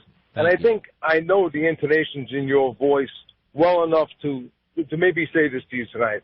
I think that you sound like you're hurt by the criticisms you've received. No.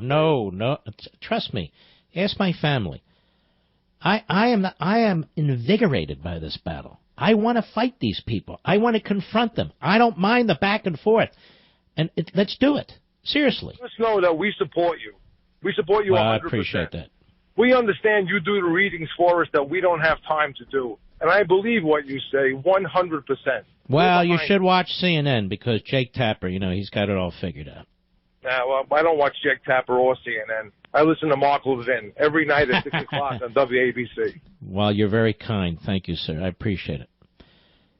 I wonder, Mr. Producer, I haven't looked at the numbers, if my audience is bigger than CNN's. It's got to be, don't you think? I'm pretty sure it is. All right, I'm just curious, But, of course, they're news people. I'm just a rabid right-wing conspiracy theorist, according to the Chameleon, the morning schmo. I'll be right back. Mark Levin.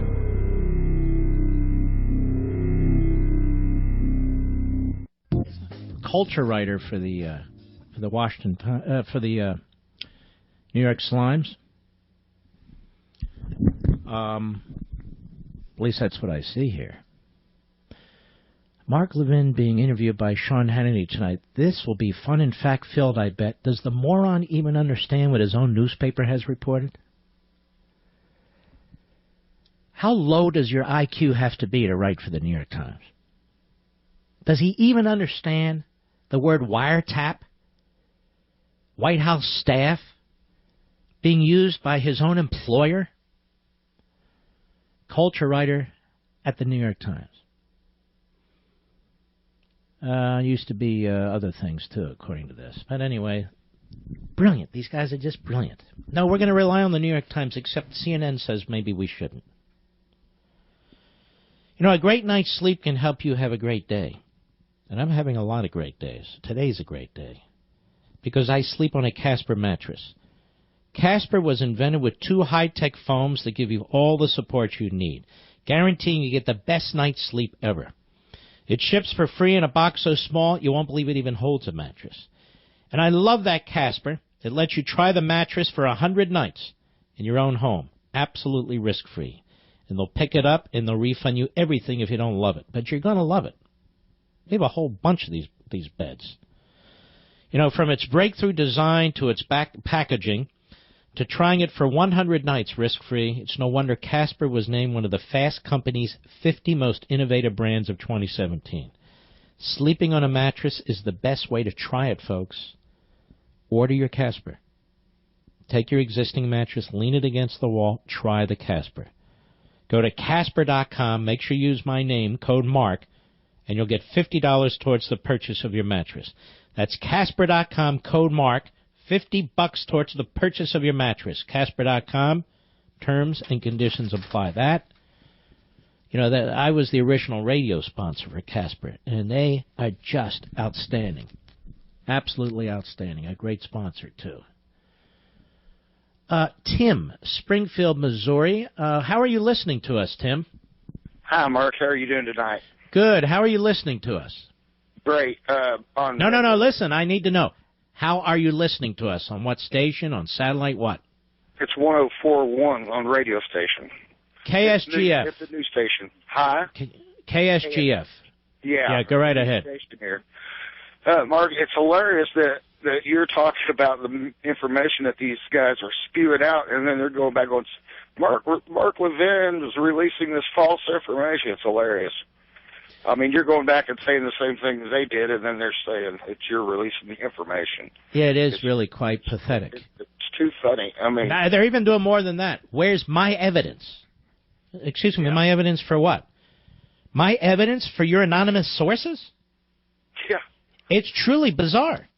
That's correct. Now, if I draw, what they don't like is when I draw conclusions from the reporting. Then they say, well, you're kind of bunching everything together, or there's not, can you prove there was a FISA court? Can you this? Can you? It's just, I think they're about as stupid as you can imagine, at least today. Yes. On a positive note, they're greatly raising your ratings. I mean, there's got to be more listeners now than you've ever had because they're spewing your name out all over the airways and the paper and stuff. And you know that people they're just going to be curious and say, hey, I got to listen to this guy just because these guys are talking about him. Nut job Chris Matthews mocks Mark Levin and Rush Limbaugh on his show tonight. I'll get to you tomorrow, Chris.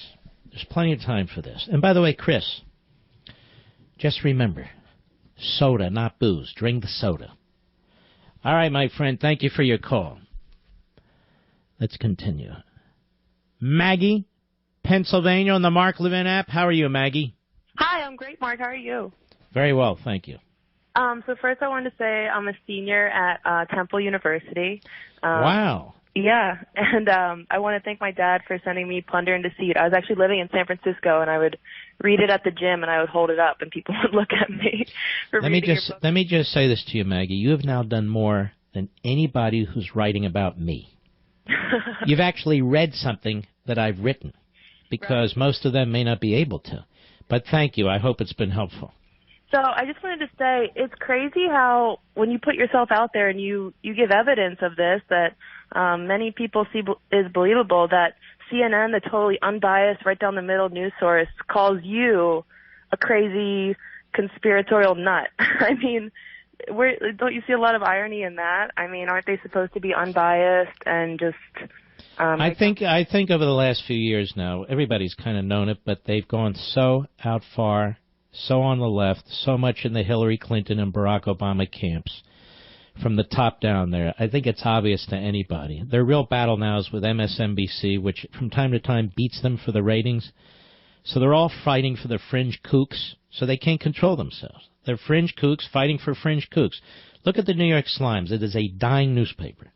It is a newspaper that in the middle of the Holocaust did everything it could to bury the existence of the Holocaust. I'm supposed to take that crap newspaper seriously? You got a jerk from the newspaper tweeting right now. Oh, yeah. You're going to be able to believe Hannity and Levin. His newspaper putting out information about wiretaps and the White House staff spreading information and all. I'm reading what they're writing. But I come to a different conclusion to them. That is the moral of the story, ladies and gentlemen. I hope you've enjoyed the program. We'll be back tomorrow. We salute our armed forces, police officers, firefighters, and emergency personnel. I'll see you on Levin TV in 2 minutes, and I'll see you on Hannity and Fox at 10 p.m. Eastern in 1 hour. God bless.